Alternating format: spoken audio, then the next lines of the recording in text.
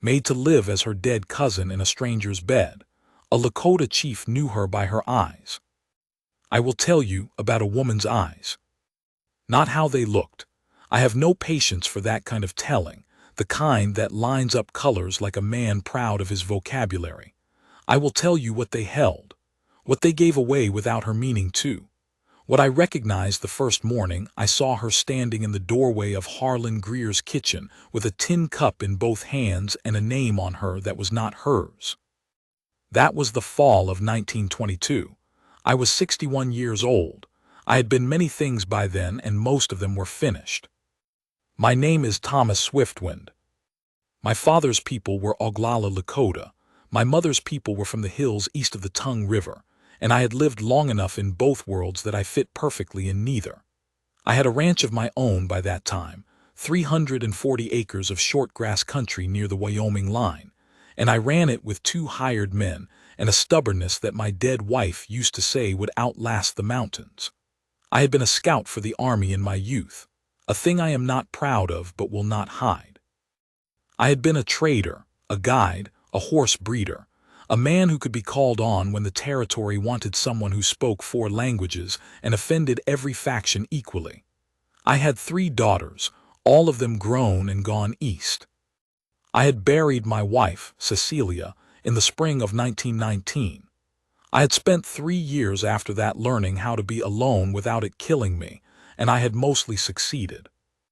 I was not a man who needed anything from anyone. That is important to understand. I am not telling you a story about a man who was lost and needed saving. I am telling you about a man who had gone so long without being truly seen, truly known, that he had stopped expecting it. That is a different kind of loneliness, and it sits quieter, and it is harder to name. The occasion that brought me to Harlan Greer's place was a boundary dispute. His eastern fence line crossed onto land I had a documented claim to, a strip 40 feet wide and roughly a quarter-mile long. In the scheme of what either of us owned, it was nearly nothing. But I had learned early that a man who yields the small things yields eventually the large ones. And so I rode down to Greer's on a Tuesday morning in October with the survey papers folded in my coat pocket and my better horse under me, because I did not intend to look like a man asking favors. Greer was a large, florid man who smelled of hair oil and had the handshake of someone who had practiced it. He met me in the yard, which was itself a small courtesy, and we stood there in the cold sun and talked about the fence line in the careful language men use when they want to settle something without either of them having to admit they were wrong. He was not a bad man, Greer. Not good, but not bad. The particular kind of man the territory had many of. He wanted what he could get, and he arranged his conscience to accommodate it. We went inside to look at his copy of the survey. That is when I saw her. She was standing at the kitchen threshold, just inside the door that opened from the back of the house. She had a tin cup in both hands, held the way you hold something warm when the rest of you is cold, and she was looking at the floor. She was young, mid-20s, I would have said, and she was Osage, that I could see plainly, though she was dressed in the plain calico and apron of a household woman, her hair pinned in the way white women wore theirs, or tried to make Indian women wear theirs. Greer said without looking at her, "That's Clara, my wife's cousin's girl. She helps around the house." The woman Clara, he'd said, looked up then, just briefly. Her eyes went a Greer first, then for one flat second to me. And I knew. I cannot explain it in the way that would satisfy a lawyer or a scientist. I knew the way you know sometimes when you look at a horse's leg that something is wrong before you can see the swelling, before you can find the heat with your hand. Something in the quality of what she held back. Something in the way her eyes moved, not the eyes of a woman named Clara who helped around the house, but the eyes of a woman listening for a sound behind a wall. The eyes of a person maintaining a performance. Watching to see if you see through it. I did not let on. I looked back at Greer, and we talked about the survey for another 20 minutes, and we reached an agreement, and I shook his hand and rode home. But I could not stop thinking about those eyes. I am a man who trusts what he knows and does not waste much time arguing with himself about whether he ought to know it. By the time I was back on my own land, I had made a kind of quiet decision, though I could not have told you then what I intended to do with it. I knew something was wrong. I did not yet know the shape of it. That knowing took another 3 weeks and some careful asking around, done in the way of a man with no particular interest, the way I'd learned to ask things from years of work that required not alarming people. I talked to a Pawnee woman who did laundry for 3 of the ranches in the valley. I talked to an old trader in the town of Kettle Creek who had done business in Osage country and still received letters from people there. I talked, eventually, to a Lakota elder I trusted named Jerome Tubear, who had a nephew who worked on the railroad and heard things. What I learned came to me in pieces over those weeks, and I will give it to you in one piece because that is cleaner. There had been a young Osage woman named Clara Roan Horse. She had died killed, most likely, though the county had called it an accident in the summer of 1921. She had a headright, as many Osage did, from the oil that had come up under their land. The woman now living in Greer's house using her name was not Clara Roan Horse. She was a woman named Evelyn Strikes Twice, Clara's cousin on the mother's side, who had been present when Clara died and who had, for reasons I did not yet know, been made to take on Clara's name and Clara's life and Clara's place in a white rancher's household where no one would look too close, and the headright payments would keep going to whoever was collecting them. I sat with this for 2 days. I want to be honest about that. I sat with it because I am not a young man who acts before he thinks, and because I had learned a long time ago that the men who rush to fix things often fix nothing and break other things in the process. I thought about what I knew and what I didn't know. I thought about what a woman in that position needed, which was not necessarily a man charging in on a good horse. I thought about the risk to her if I moved wrong. I thought about my own position, an old Lakota rancher with a dispute already on record with her keeper. And I thought about her eyes. On the 3rd day, I rode into Kettle Creek and went to the land office, where I had legitimate business, a renewal on a grazing permit, and where the clerk, a young man named Patterson who was eager to be helpful, would talk readily if I kept the conversation easy. I asked, in the casual way of a man making talk while papers were processed, whether Harlan Greer had registered any recent changes to his household. I said I thought I'd heard he'd taken in some relative. Patterson said yes, there'd been a registration. A dependent named Clara Roan Horse, Osage, filed about 14 months prior. I said that was interesting. I'd thought I'd known a woman by that name before the war, and I asked if she would have been from the Strikes family at all.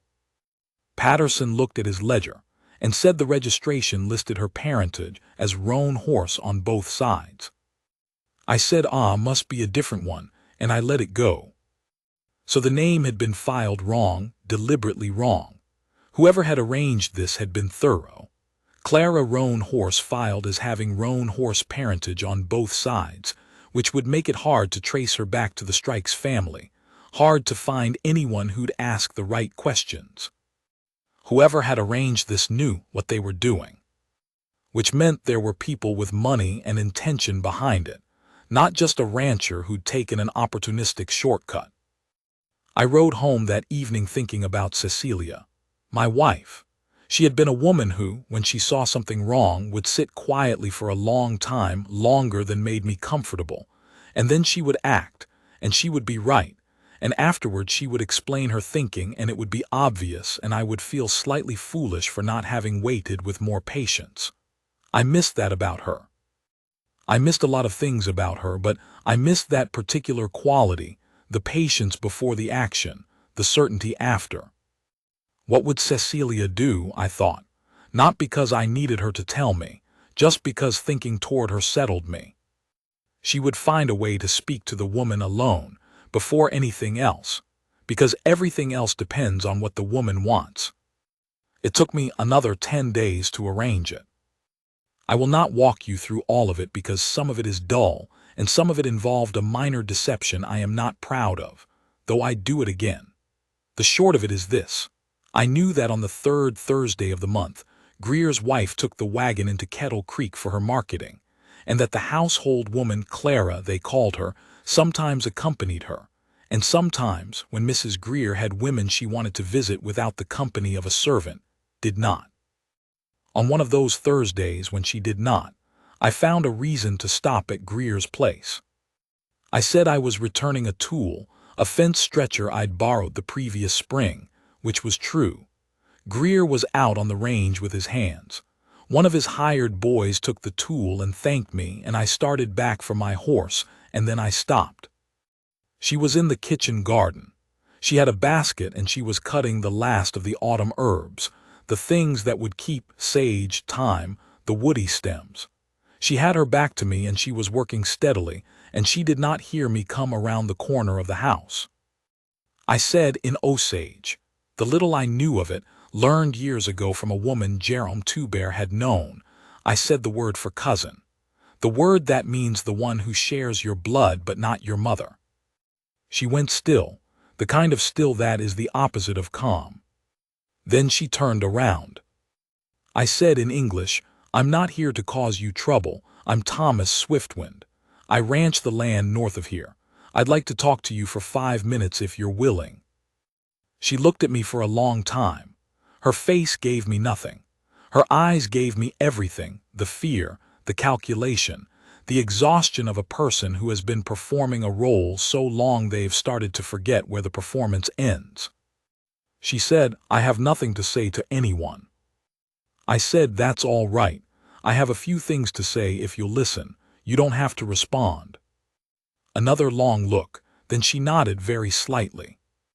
I said, I know you're not Clara Roan Horse. I know your name is Evelyn. I know what happened to your cousin, and I know roughly what was done to you after. I don't know all of it, and I won't pretend to. She said nothing. She had set the basket down without seeming to notice she'd done it. I said, I'm not going to the county, not without your say. I know what that gets a woman in your position in this county at this time. What I want you to know is that someone has seen you. Someone knows who you are. Whatever you decide to do with that is yours to decide. I'd said what I came to say. I turned to go. She said, wait. I turned back. She said, how did you know? The first time in the kitchen. You looked at me and you knew. I said, I've spent 60 years learning to read what people carry. You were carrying something that didn't match the name. She looked at me a long time after that, not the calculating look, a different one. Like she was trying to decide if I was real. Then she said, come back Thursday after next. She goes to the Methodists on the 2nd and 4th Thursday. I have 2 hours. I said I would. I rode home and I felt something I had not felt in a long time, which was not excitement exactly, and was not hope exactly, but was the thing that lives between those two, the particular alertness of a man who has been given something to do that matters. I want to be honest about what was in me then. I was not thinking about her the way a man thinks about a woman he wants. I was thinking about her the way a man thinks about a wrong that wants righting, which is its own kind of strong feeling. She was a young woman and I was an old man, and I did not yet know what any of this would become. I knew only that I had seen her, and that she knew she had been seen, and that it mattered to both of us. The next 2 weeks I spent preparing. I wrote a letter to Jerome Tuber asking for the name of anyone in Osage country who might know Evelyn Strikes Twice's family, anyone who would remember her as herself. I got a name back, an older woman named Harriet Sundown, who had known Evelyn's mother and who was, Jerome wrote, a person with the will and the brains to be useful. I wrote to Harriet Sundown, carefully, in plain language, saying that I had reason to believe a woman who might be known to her was in need of help, and that I was a Lakota man of some standing in the territory who wished to assist if assistance was welcome. I also, in those 2 weeks, rode the boundary of my own land twice and made sure my fence lines were right, my cattle tallied, my papers in order. I did not do this because I was afraid. I did it because a man who goes into a dispute with another man ought to go in clean, without anything to be used against him. On the Thursday, I went back. She met me in the kitchen garden again. She had thought about things. I could see that she had the look of a woman who had been over the terrain many times in her mind. She told me, standing there in the cold October air with the frost still in the soil, with the garden gone brown around us, what had happened. I will not give you the details as she gave them to me, in the order she gave them, because some of it is hers and hers alone. What I will tell you is the shape of it. Clara Roanhorse had been Evelyn's cousin, her closest kin, the person she was nearest to in the world. Clara had a headright not enormous but real. There was a man connected to Greer, though not Greer himself, a man with connections in the county seat and in the oil business, who had arranged for Clara to die quietly and be replaced, so that the headright payments could continue to flow to someone who would see that they went to the right places. Evelyn had been in the wrong place. She had been taken, not gently, and given a new name and a new life and a very clear understanding of what would happen to her remaining family, a brother, a pair of aunts, if she made trouble. She had been living as Clara Roanhorse for 14 months when I first saw her. She said all of this in a flat, steady voice. She was not asking me to feel sorry for her. She was briefing me, the way a soldier briefs a commander, facts, sequence, the location of the enemy. There was something in that I recognized, the refusal to make yourself small by performing your own suffering. When she was done, I said, "What do you want?" She said, "To be myself again, to have my name back, and to make sure the man who did this answers for it." I said, "That's 3 things." She said, "Yes." I said, "I can help with the first 2. The third one's harder and will take longer, but I won't tell you it can't be done." She looked at me with those eyes. "Why would you do this?" I thought about that. I could have said the simple things because it's right, because I am a man of conscience. All of it would have been true and none of it would have been complete. I said, because I have spent 61 years in this territory watching people get erased. My people, your people, anyone the men with money decided was easier gone. I am old enough now that I have less patience for it than I used to. A pause then, "And because you saw me." I said, "Yes, and because I saw you." She held my eyes for a moment that was longer than a moment usually is. Then she nodded once, and we began to make a plan. What followed was not quick. I want to tell you that because the stories that cut corners here do you no favors. Justice is not quick, and freedom is not quick, and building the kind of case that protects a woman instead of destroying her takes time, and it takes care, and it takes the right people. The first thing we needed was documentation. Proof that Evelyn Strikes Twice was who she said she was. Proof that could stand up to scrutiny from people who would rather it didn't. Harriet Sundown turned out to be a woman in her 70s who had, over the course of many years, quietly accumulated letters, photographs, family records, and the kind of memory for detail that comes from paying attention when no one thinks you are. She wrote back to me within a week of my first letter with a packet of documentation so thorough it shamed my expectations. She had photographs of Evelyn as a girl. She had letters Evelyn had written to her mother before her mother died. She had, most importantly, a letter from a Presbyterian mission school with Evelyn's name and description in the enrollment records, a letter dated 1910. The second thing we needed was a legal mind. I found one, not locally, where the men with money had long relationships, but in Cheyenne, a young lawyer named Marcus Fell who had done some Indian rights work and who, when I laid the case out for him in plain language over a long afternoon in his office, had the good sense to understand what he was looking at and the courage to take it. The third thing was harder to arrange, and I will not give you the legal mechanics of it because that is its own long story and not the one I'm telling. What I will tell you is that over the following 4 months, November, December, January, February, Fell worked the documentation. I kept the contact with Evelyn careful and limited, and Harriet Sundown made 2 visits to the territory, both of them arranged as family visits to a woman in Kettle Creek who owed her hospitality and would not ask questions. I saw Evelyn 4 more times in those months, always careful, always on those Thursday windows, always in the garden or once in the barn when the day was too cold for the garden. We talked about the case, what Fell needed, what Harriet had found, what was possible. We also talked about other things, because 2 people who share a project of some consequence cannot stay inside only the project. She asked me about Cecilia. I don't know why I told her as much as I did. Not everything. That is not the kind of thing you give away in frozen gardens with the clock counting, but enough. Enough that she understood something about who I was. She listened the way some people listen, which is not passively but actively, like she was building something from what I said. She told me about her mother, who had died when Evelyn was 17. About her brother, who was 20 now and trying to hold on to what little the family still had. About a life before all this she had been learning, before her cousin was killed. She had been enrolled in a school up near the Nebraska line. She had been on her way somewhere. She talked about that future, the one that had been cut off, not with self-pity but with a clear-eyed inventory, the way you assess something lost before you figure out whether any of it can be recovered. I liked her. I want to say that plainly. I am not a man who performs his feelings or dresses them up. I liked her the way you like a person who does not waste your time, who says what they mean, who is intelligent and knows it without making you feel it.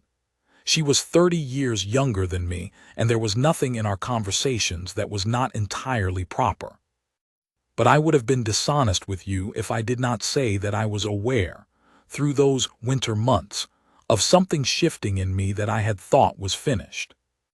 In February, Fell had enough. The specifics took another month to arrange. Legal proceedings are paperwork and paperwork is time.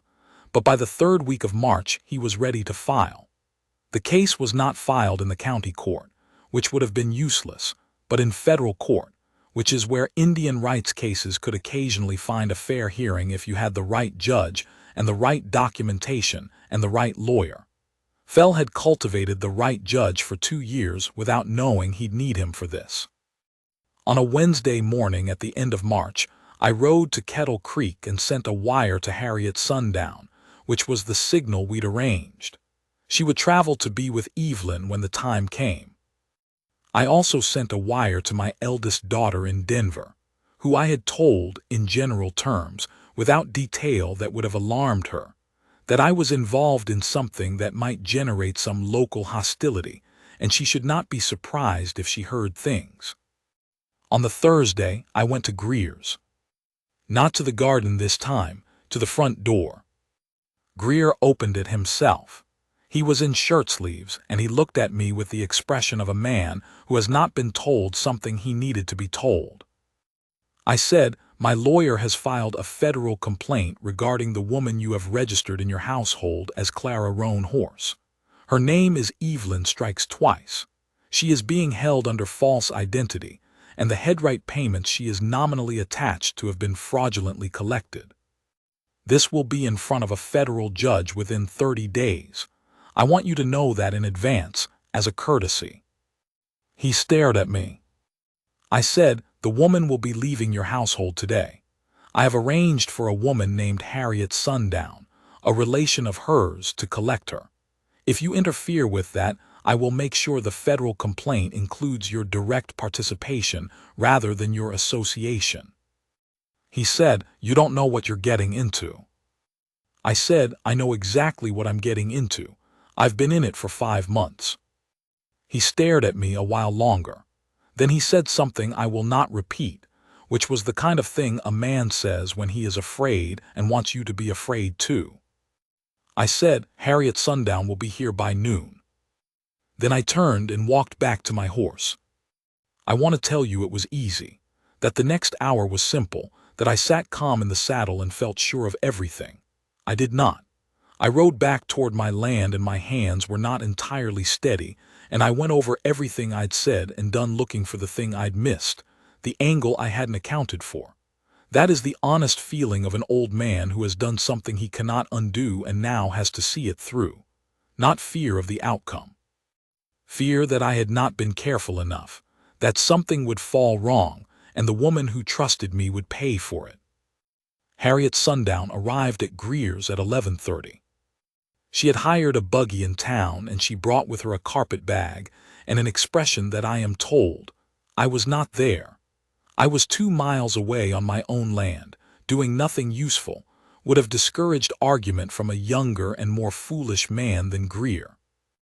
Evelyn walked out of that house in the plain calico she'd worn for 14 months, and she got into the buggy, and Harriet Sundown drove her away from it.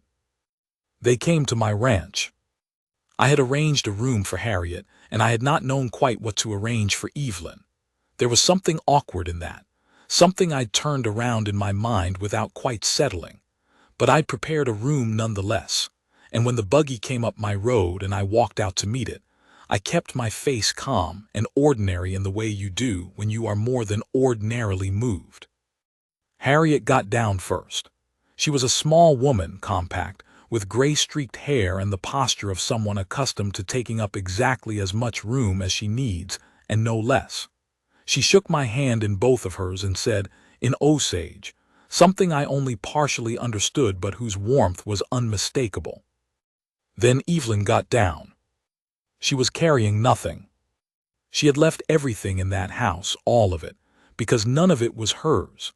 She stepped down from the buggy and stood in my yard in the cold March light and looked around at my land, the house, the barn, the horses in the east pasture, the mountains beginning to go off in the distance, and something crossed her face that I had not seen there before.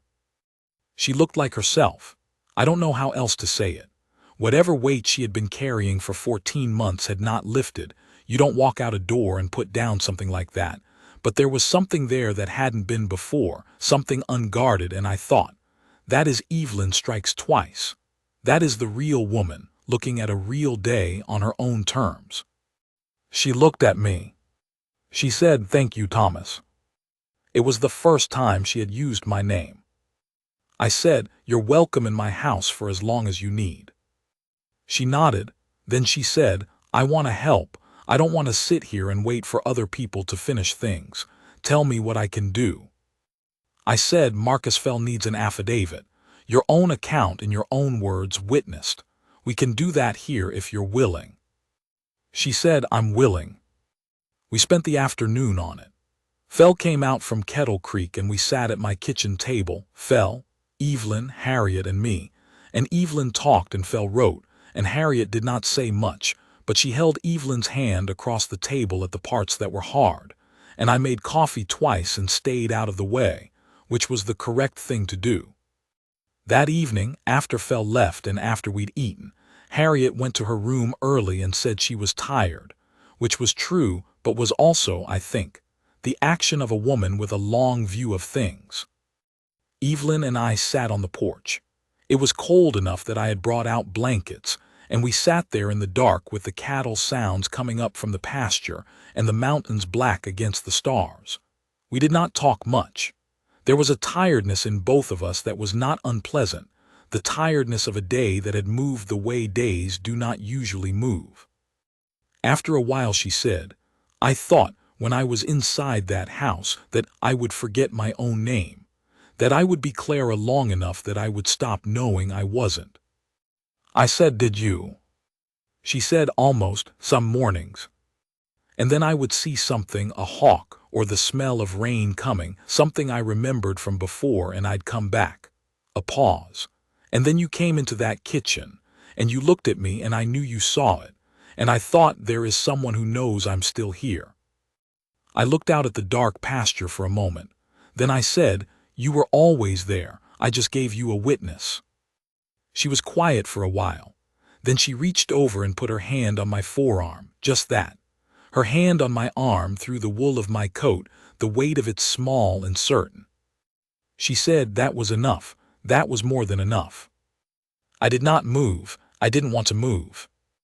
I sat there in the cold and the dark with her hand on my arm, and I thought about 61 years of being in this territory, of all the things it had taken and all the things it had made of me. And I thought that this moment, this woman, this hand, was the kind of thing you don't know you've been waiting for until it arrives. We sat like that for a long time. The federal case moved slowly, as federal cases do. The man at the center of it, the man who had arranged Clara's death and arranged what was done to Evelyn, was a man of some local consequence, and men of local consequence know how to create delays. There were motions and counter-motions and 2 preliminary hearings through the spring. I rode to Cheyenne twice, and Fell came to the ranch 3 times, and Evelyn read every document and asked better questions than I did in Harriet Sundown, who turned out to be unmovable when she settled into something, wrote letters to the Bureau of Indian Affairs and to a senator's office in Washington, and to 2 newspapers she had connections with from years past.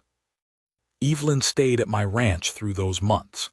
This required some decisions and some conversations and some management of local opinion, and I will say only that I did not manage it by dissembling or by pretending she was a servant or by any of the arrangements that would have been easier and that I would not do. I introduced her to anyone who asked, as the woman at the center of a federal case I was supporting, and I left people to draw the conclusions they drew. Some of those conclusions cost me a dinner invitation or 2. I did not lose sleep over it. What I want to tell you about those months is not the legal proceedings. You can imagine those. What I want to tell you is what the days were like on the ranch, the actual texture of them, because I have never experienced days quite like that before or since. Evelyn was not a woman who sat still. She learned the operation of the ranch with the same thoroughness she brought to Fell's legal documents, asking the kind of questions that come from genuine curiosity rather than politeness, and then she applied what she learned.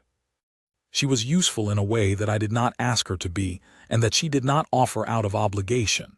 She rode out with me sometimes in the mornings, on the bay mare I kept for such occasions. She could ride, she had grown up with horses, she said, and it showed. We would go out before the day got warm and look at the pastures and the cattle, and she would ask me things, the kind of questions you ask when you are genuinely interested in how a thing works. She told me one of those mornings that she had thought about ranching before, that she had imagined, as a girl, having land.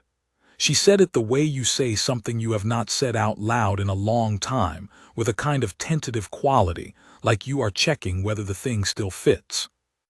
I said there's land to be had, not easily. But it's there. She looked out at the pasture for a moment. Is there? I said there is. She looked at me. I looked at her.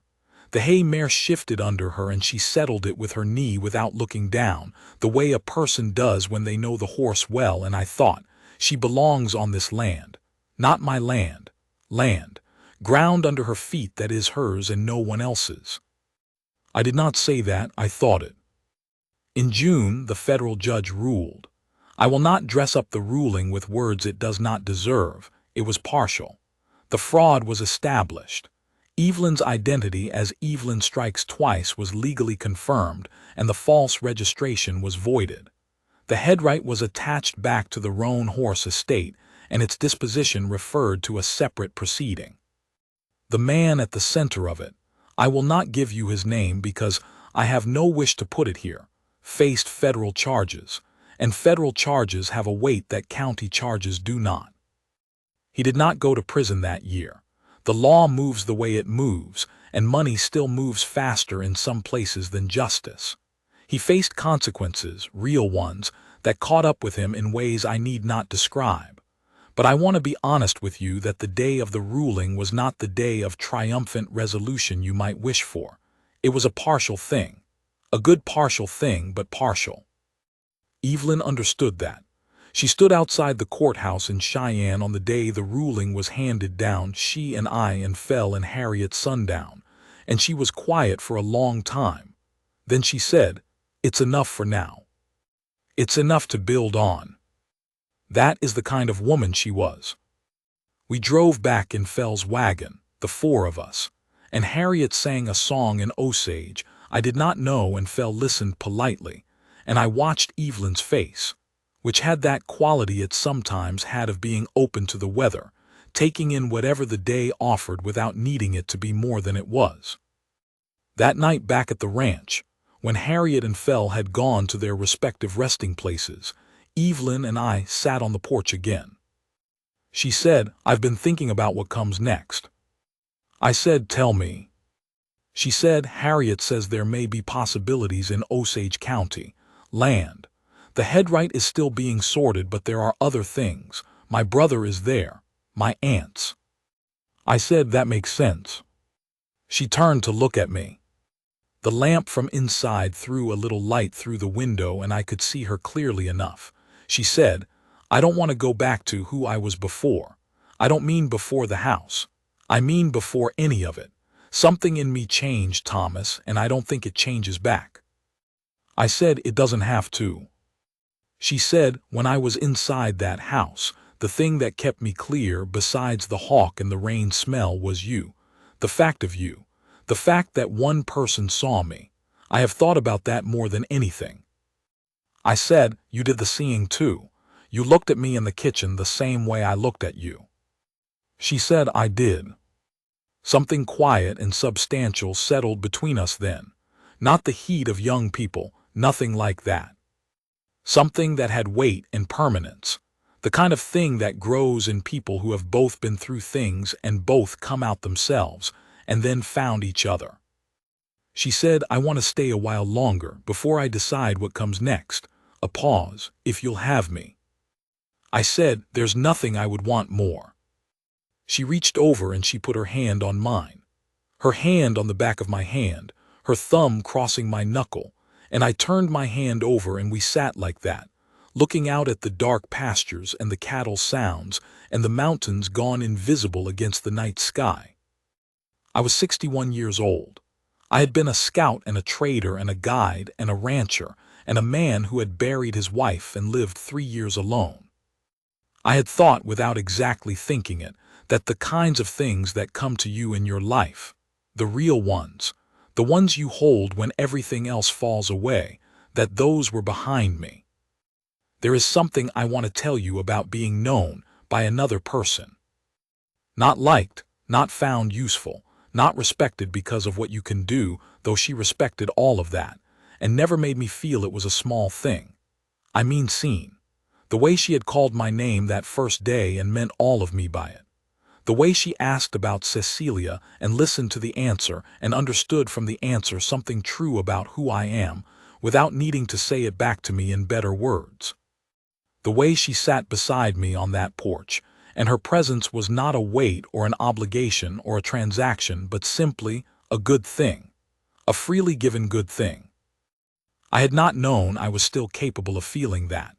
61 years old, alone 3 years, toughened by all the things the territory had run at me, and sitting there in the dark with her hand in mine, I felt. There is only one word for it, and the word is grateful. Not to her, or not only to her, grateful in the larger sense. The sense that says, you have had more than most and you know it, and here at the end of the day of your life there is still this woman, still this hand, still this. She stayed through the summer. Some days she rode with me, and some days she sat at the kitchen table and wrote letters, to her brother, to Harriet, to Fell about the ongoing proceedings. And some evenings we sat on the porch and talked or didn't talk, and the ranch went on around us the way ranches do, indifferent to everything personal and beautiful in its indifference. In August she told me she had decided to go to Osage County in the fall. Her brother needed her, and there was land she might be able to claim, and she had a life to build, and she was not a woman who built lives standing still. I said, "I know." She said, "I want you to come and see it, whatever it becomes." I said I would. She said, "And I want you to know whatever comes next, I am myself again, my whole self." You gave me that. I said, "You never lost it. You just needed someone to hold it for a while." She looked at me with those eyes. The eyes I had known from the first moment in the kitchen. The eyes that had held more than they let out and now, for a moment, let everything out. She stepped forward and she put her hands on my chest and she looked up at me and I put my arms around her. And we stood like that in the doorway of my house with the August light coming down across the yard, the horses visible in the east pasture, everything ordinary and everything not ordinary at all. She said against my chest, "Come in the spring, stay a while." I said wild horses couldn't keep me. She laughed. A real laugh, not performed, not gracious. Just the laugh of a woman who found something genuinely funny, and I felt it against my chest, and I held it there the way you hold something you know you will carry a long time. That is the story. The rest of it is the rest of a life, which does not need to be told to be real. What I will tell you is this. I went to Osage County in the spring. I saw the land she had begun to claim. I saw her brother, a young man with her mother's cheekbones and her own directness. I stayed 3 weeks and then I went back to Wyoming because I had 340 acres of short grass country that needed managing. But I went back again in the fall. And she came to Wyoming the winter after that, for 2 months, and she sat at my kitchen table and wrote her letters and rode out in the mornings and made the place feel like a different kind of place. The kind that is lived in by more than one person, the kind where the quiet is comfortable rather than just empty. We did not rush. We are both people who have learned something about patience, about the difference between waiting and building, about how the things worth having are assembled rather than seized. What I know is this. There is a woman who looked me in the eyes when I was 61 years old and tired and alone, and she saw who I was, not the sum of my functions or the content of my reputation, but who I am, underneath all of it, the long, complicated underneath of a man, and she chose to stay in the doorway with me. And I saw her back. Saw her through 14 months of a false name and a stranger's house and all the weight that was piled on her, and I knew her for who she was. That knowing went both ways. That is the thing nobody tells you, the thing I did not know until I found it. That being seen, truly seen, is not a thing that happens to you from outside. It comes back. The woman who sees you becomes the woman you see. And in that exchange, in that small persistent miracle of two people who actually know each other, there is everything. I am 64 years old now. I still ranch the short grass country north of the Wyoming line. I still ride out in the mornings. The mountains are still there in the distance, going blue in the late afternoon, and when I ride up to the high ground I can see further than a man has any right to see. I think about Cecilia still. I will always think about Cecilia, but the grief for her has found its right shape now. It fits inside me without crowding out everything else. And on the mornings when Evelyn is here, she sometimes rides out with me. We go up to the high ground and we look at the country spreading out in all directions, all that space, all that light, and she will say something about what she sees and I will say something back, and sometimes neither of us says anything at all. Those are the best mornings.